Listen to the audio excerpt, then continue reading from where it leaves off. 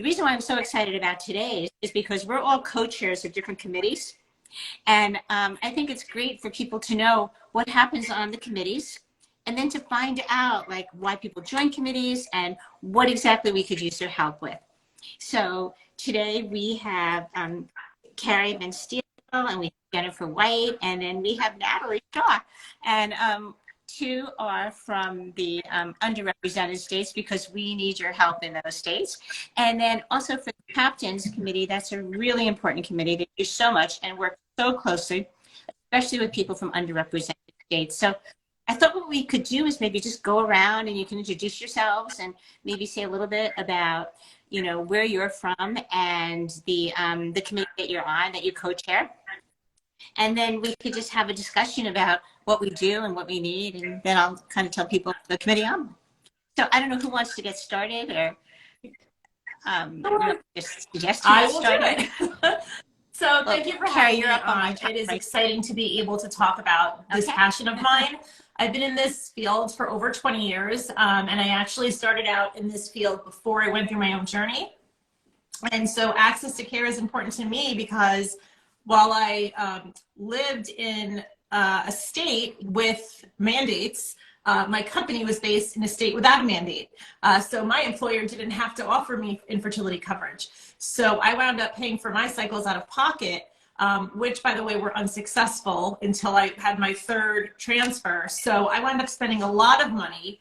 It was devastating because just going through infertility alone is just hard enough, right? The whole emotional aspect, the physical aspect, but the financial aspect sort of just smothers you, because you can't even go through those other things if you don't have the money to pay.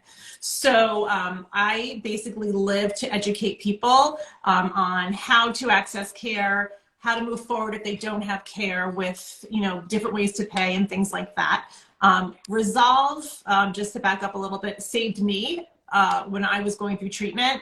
I didn't have anybody to talk to about it. I was very young, and most of my friends, probably all of my friends, were already on their second babies when I was starting to try.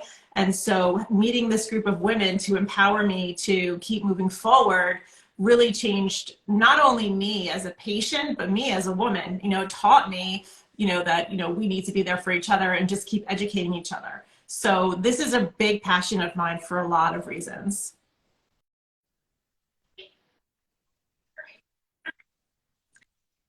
That's great. Fabulous. So Natalie, you're on the same committee. You're both co-chairs of the underrepresented states, which I am not on that committee, but very passionate, I think, to try and get the word out that you need help. And thank you so much, Lori, for helping us. We need a lot of help on that committee. So yes, Carrie and I, and we have another kind of co-lead, Tyler, who's been helping us tremendously on this committee. I'll give a little bit of background on myself. Natalie Shu. I have just been a patient in this space. You know, I've dealt with infertility, had stage 4 endometriosis, ended up going through my own IVF journey. I live in a state called Arkansas. We love it here. It's a beautiful place, but we have limited access to fertility care and resources. This state actually happens to mandate coverage for fertility, but where I lived in the state, I could not actually access care and had to travel across state lines to get care. And so ended up having to pay for everything out of pocket. And there are so many just layers of, you know, bureaucracy, trying to work with your insurance company, trying to, you know, travel for care, which is extremely stressful. Many, you know, patients have to do this in order to receive good care. And it's just frankly a mess. And so getting connected with some of these wonderful people at Resolve, and just, I'm an entrepreneur in the fertility space, and that's how actually I got involved with Resolve. Is a few incredible colleagues that I've met through this journey said, you need to work with Resolve. You need to be an advocate. I've been a women's health advocate for years now in the endometriosis space.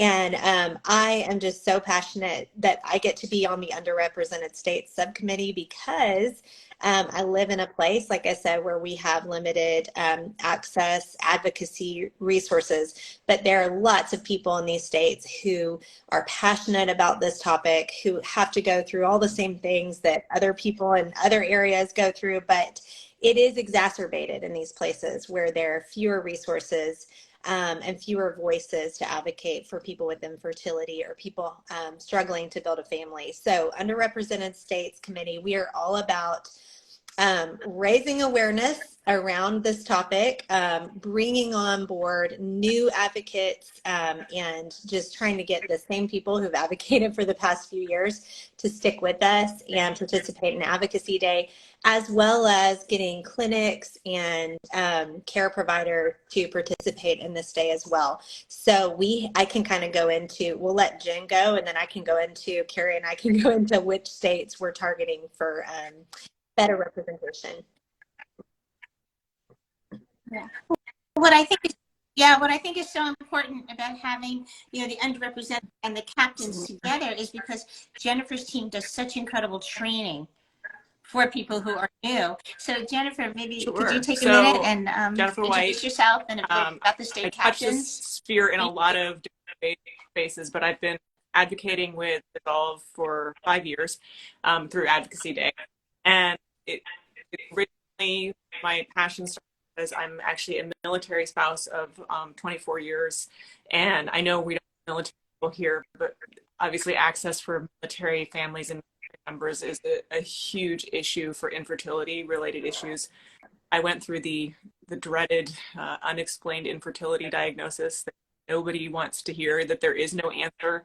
But I do luckily have a 17-year-old after we battled through a lot of the same things about lack of access to care. We have some unique issues with the military in that we also move, so there's no continuity of care as well, because sometimes we just have to uproot, or our partners are on for long periods of time, and so we can't just do the traditional let's just try and hopefully it works out. We don't have those options. So once I did have my child, a few kind of twists and turns led me. I'm actually now a professional in this sphere as well, and I own a surrogacy matching program. So I get to continue to help people grow their families every day, and I really want people to grow their family in the best way they possibly can all the time. And so I started kind of on this journey towards in the underrepresented states, though, in that I always, as a military family, don't necessarily advocate the state I physically reside in. So I physically am in Connecticut, but where I vote in the state of New Mexico, because that is where our residency is as military members. And I think that's a big thing especially for underrepresented states and for people who aren't sure that you have a couple different opportunities on how you can do this. So I intentionally stay there because I am every year the only advocate from that state. So I've thrown the gauntlet. Come on, guys, somebody out there, be from New Mexico. But I am now the captain committee head, because that is one of the things that we do is we find somebody so that no new advocate. And I think that's the fear. Like somebody's like, I'm afraid to do this. No new advocate is ever alone through this. And so what we do is we start and we work on training state captains so that they can train the delegates who are going to be there and be part of the process, so that nobody feels alone, that they feel completely supported through this.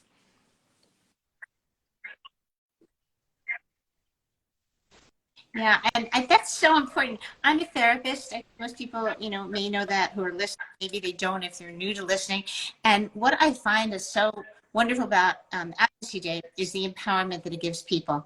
And sometimes it's always like butterflies in your stomach and nerves the first time you go to advocate, because you're speaking to legislature. But the thing is, you don't even have to talk. It's just showing up, and it's learning how to use your presence and your voice, and if you want your story, but just your physical being, whether you are a patient or, the parent of the patient or the sibling or a doctor or somebody who works in the clinic or somebody who has no affiliation but just thinks that people should be able to have family building rights. It's a wonderful opportunity to start to be able to understand the power you have in standing up for something you want. So the state captains play a key role because they really do help people understand how to advocate or how to just be present and raise their hand and say, I'm here. So the underrepresented states are hard. And they're hard because we know that there's doctors there, right? I can let you guys talk. I don't need to really, but we know the doctors are there. Right? We know that the women are there who want to build there. How do we reach them? How do we get the word out? I mean, I could take this if you want. Just need Definitely, a little bit you of know, your time. There's a lot of things about infertility that are still kind of taboo. And I think that there are certain states out there, certain cultures out there that sort of keep it in, right? They don't talk about it with anybody until it's too late. And they feel like they can't continue to build their family, or they sort of give up. And that's really, really hard to sort of observe, right? And so when I think about the underrepresented states and what that means on Advocacy Day, for me, I mean, we all go up to the Hill. Years ago, we would go up and physically sit in front of people. We would have asks, right? We would say, these are the things we need. We need access to care. We need, certain bills covered and approved. But for me and the patients that are in all of these unrepresented states, I think education needs to happen first. I think that the people that represent their states need to understand what infertility is, that it's a disease of the reproductive organs. Start slow, just tippy-toe into it. Let them realize that there are a certain amount of patients in their state that are either trying to seek care in their state, going out of state, don't have mandated coverage, can't afford treatment. That's where they start. And then we need to get it to Congress. And once it gets to Congress, that's when people start to feel more empowered. And that's when you'll see these underrepresented states actually picking up advocates. So that our goal is that right now, let's say the top 10, so like South Dakota, Vermont, Wyoming, Delaware, these are states that are still really not represented, right? Our goal is that even if we get 3 people to show up that day online and speak to, Congress and just introduce themselves, give them their why, that's enough. And hopefully next year we will have double the amount because they'll feel that empowerment. To me, that's important. Yeah. That's, I think, the important piece of what you're saying right now.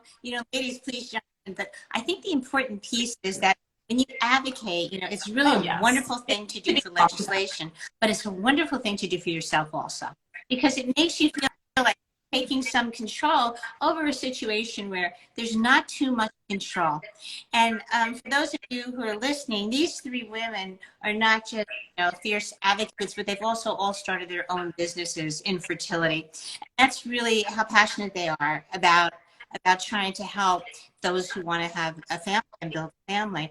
So I look at it as 2-pronged. I look at it as helping to build family, building rights, but also to help yourself to feel empowered. I don't know. You're a huge part of it. Natalie.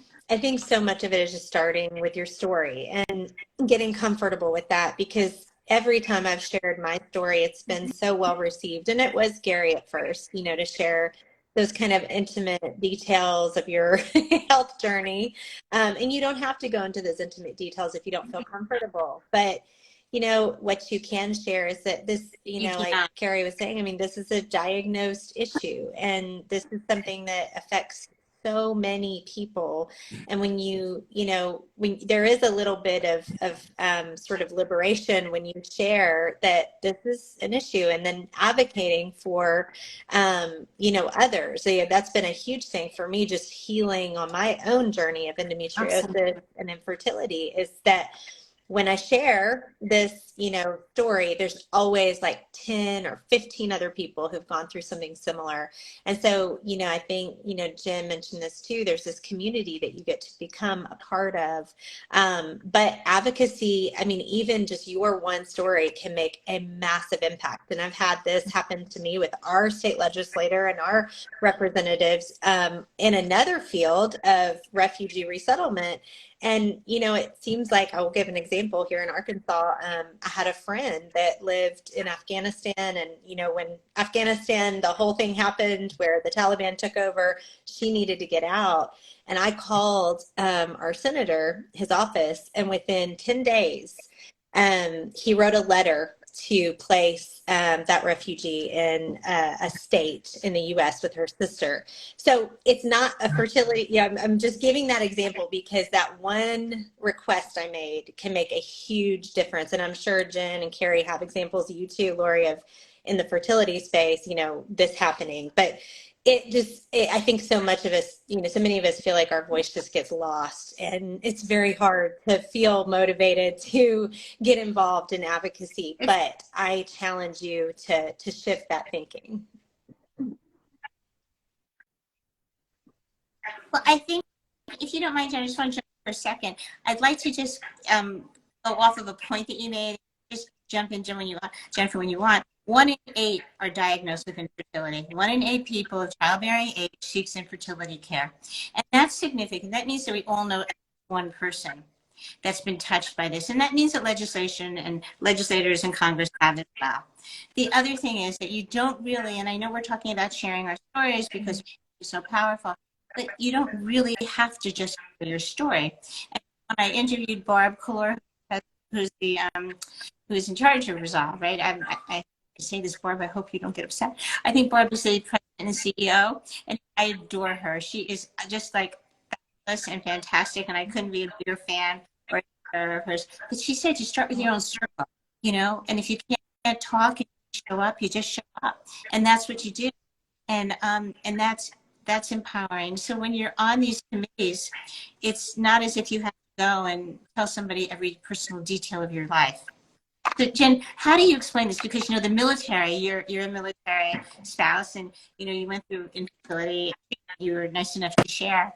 And also, you travel around that way, and there's a lot that goes on within the military for fertility. So there's a separate committee just for the military within Resolve Advocacy Day. I'm sorry, if you want to explain it, Resolve Advocacy Day has several committees. We've got about 7 committees. So 3 of them are represented right here. I'm on the reservist, and there are others though. And one is actually to help engage people and get them to meet other people who are also on a fertility journey. So it's not just about showing up to advocate and tell your story. It's about you're fine. I say there's so many different directions we can always keep all talking about things. I mean, the military issue definitely is multi-pronged as well, because we definitely have a difference between active duty military and veteran community as well, in how our benefits are covered, all of those things, and which is also separate, interestingly, from federal benefits. So the federal government is a huge employer, you know, one of the largest employers out there, and as recently they actually bring some level of fertility benefits. So that's new as of 2024. But that doesn't apply to the military at all, even though we are technically under that federal umbrella.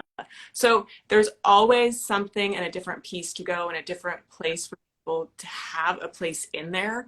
And the honest thing is, in the military community, I mean, as much as nobody talks about it anywhere else, there's also a level of kind of put your chin up, have some strength, don't talk about anything that is wrong. And so it's even harder to reach into that community, say, it's okay to talk about this. These things really do happen to people, and we're all here together, and we will support each other through this, and just show up, be here with us. And I want to go back, you talked about kind of like the impact over year. And I think one of the favorite things for me is that every year when I go back and talk to the senator, the aide I talk to every year remembers me. And so we pick up where we had the year before, and we have that conversation. And I mean, I'm lucky in a supportive state, but you really do start to feel you are building relationships and having an impact with people over time. And I can tell you that first year I went, I kind of felt like a shrinking little violet. I mean, nobody would believe I ever act like a shrinking violet ever, but I felt like it. You know, I was so terrified in that first year. And then you become empowered because I had a strong advocate with me, a captain with me who went, hey, I will help you through this. And whatever level you are comfortable talking about yourself, we will get through this together. I will pick the rest. And that's exactly what we do here now. Some people show up and they're like, hey, I want to tell my story. I want to tell every bit of it right this moment. And I'm like, I just need to be here and feel this. And we have a place for everyone in this.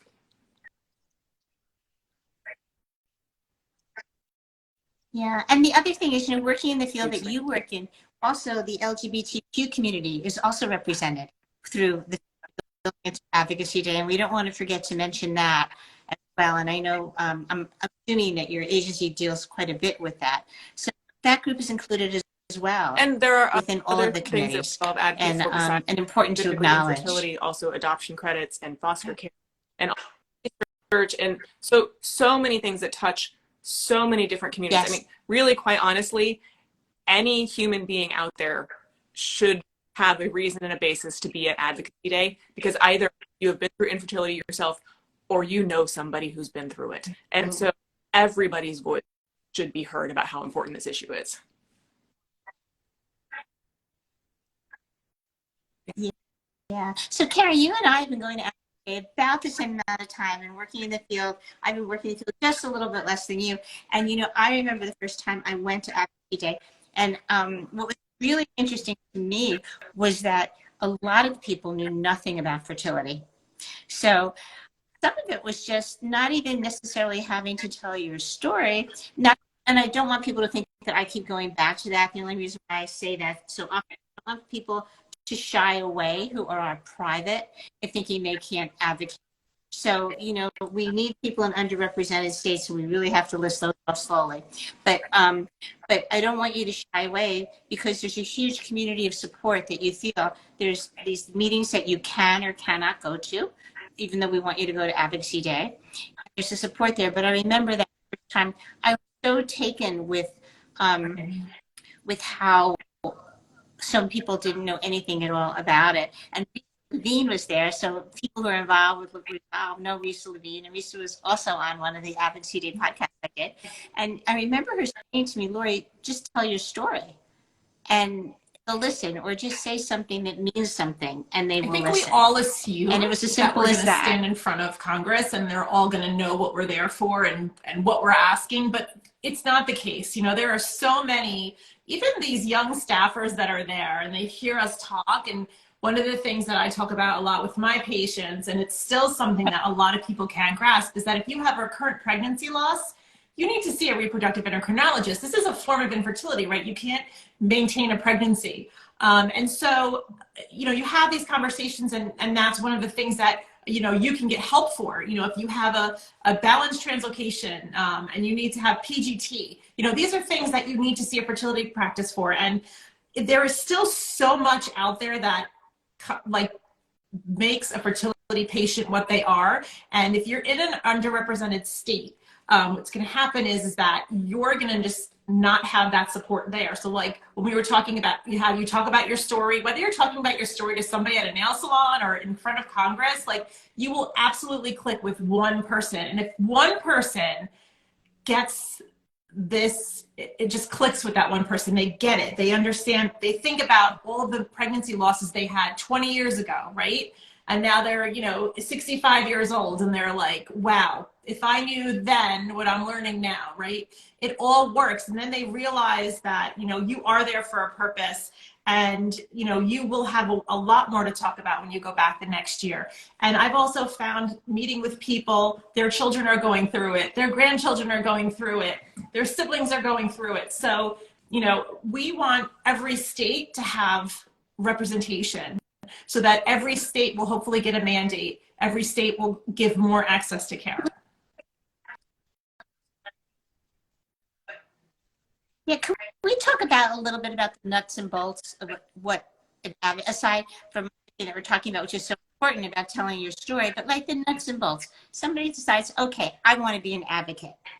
They want to raise their hand so they can go to Resolve and raise their hand and say, I want to advocate. But then what? So, like, what happens? For me, I think there's two levels of it, right? So you can advocate on a much lower level. So if you're like in the state of Connecticut, you can go to Hartford, right? You can go to your state capital. They have specific days like access to fertility preservation. If you're a cancer patient, you should be able to have your eggs frozen, and that should be completely covered. So that's something that you could do on a state level. But when you register with Resolve, they will put you in touch with the people that can sort of take you to the next level. That's the biggest thing. And then you could decide with what your comfort level is with this and what to do next.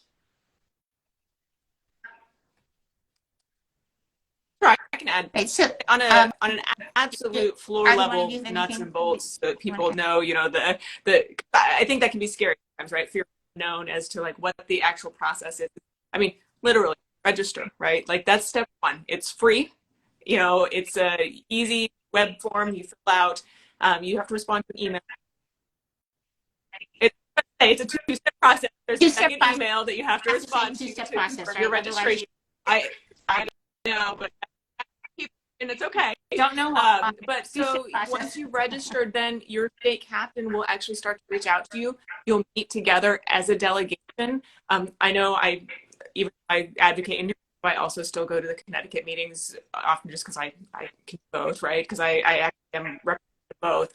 So like I met with Connecticut just last week, and we all just got together and literally, you know, so literally just getting comfortable talking with each other in a very non-threat environment to talk through what is your story, how can you feel comfortable, and how, if you aren't sure, how is this relevant to what it is, so you can talk through with a group before you actually have these meetings.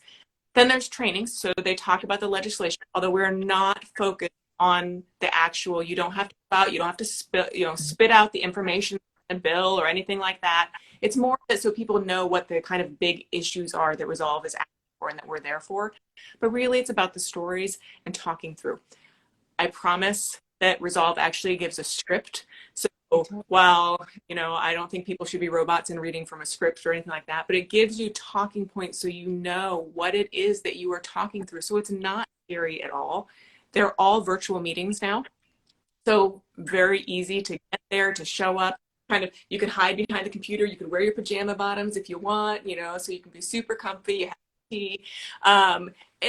It's a very easy, no threat day. You're never alone. Somebody is always there with you. Everybody has 3 meetings is what it comes down to. So you're going to. Yeah, I think. Yeah, I'm sorry. I think the other thing that's really interesting is like I'm in New York, so there's a lot of representatives in New York, and a lot of people advocate from New York. So really, I think maybe 3 people talk on the call, but you could have 20 people show up on the call. And that's the power in numbers of people saying, wow, maybe I should pay attention to this because Right. I have 20 people on this call, even though only 3 are speaking to me. And, No, you know, I and am that's brand important. new to this. Other So thing, Natalie, did you want to give I some more love nuts and listening to bolts? these ladies talk, and I guess I'll just, Okay. you know, drive that point home that Jen made, which is you don't have to have any, you know, really understanding of what you're doing, and your state captain is going to help you through that process and kind of babysit you through that. And so that's what I'm looking forward to, is just being babysat through that process, because I don't have a background in politics. I don't have a background in, you know, true advocacy from the standpoint of like getting up in front of but you know, I've made calls and I can write letters and I can do all those things. So just wanted to drive that point home. You don't have to have a background in this or be anybody special or connected to be a part of this.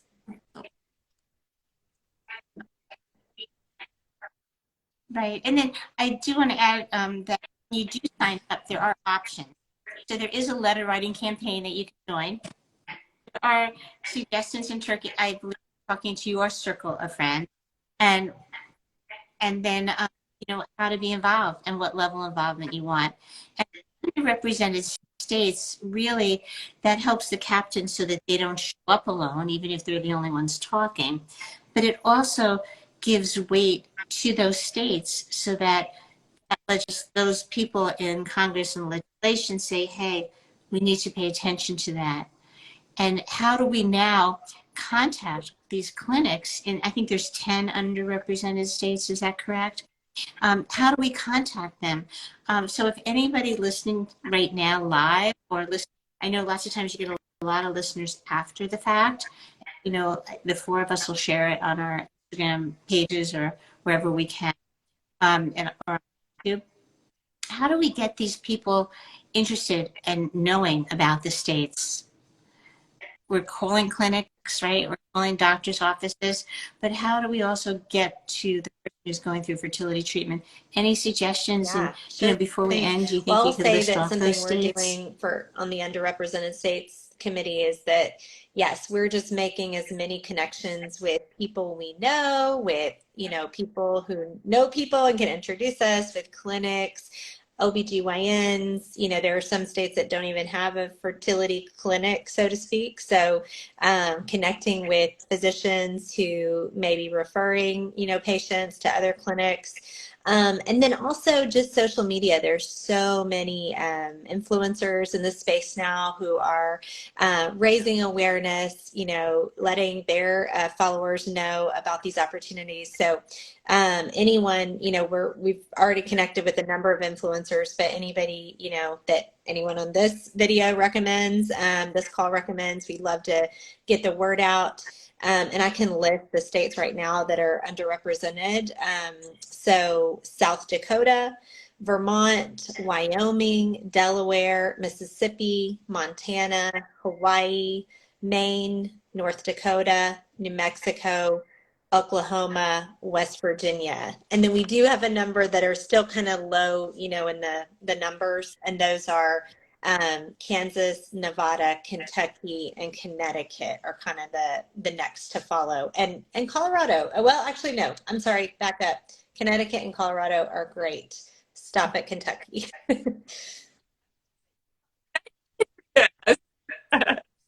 Yeah, I mean, if there is no advocate, there's no state captain, there's no meeting. So that state gets zero representation. Correct. And that's really sad. It's a sad thing to witness, because we know that they're out there.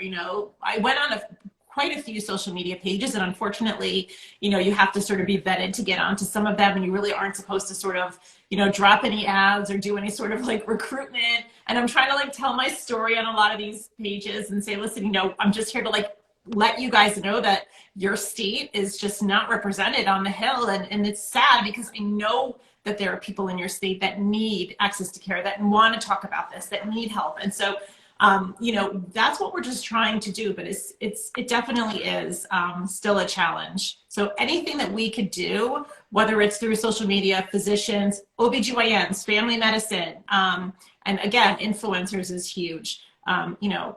Anybody that could get a wider net for us would be huge. And I will also add that even if you aren't listed in those states, and you live and you're listening and you live in a state that maybe seems like it has more representation, that doesn't mean that your voice doesn't matter, because as they point out, we cannot have a meeting without a constituent. And you have to think about how many representatives are in some of those larger states. And we want to make sure that there's a constituent for every single representative as well. So really important, even from those larger states, your voice still matters. Everyone should sign up and come to Advocacy Day. Absolutely. Yeah. So please, last year, every state was represented. We did great. It was really sensational.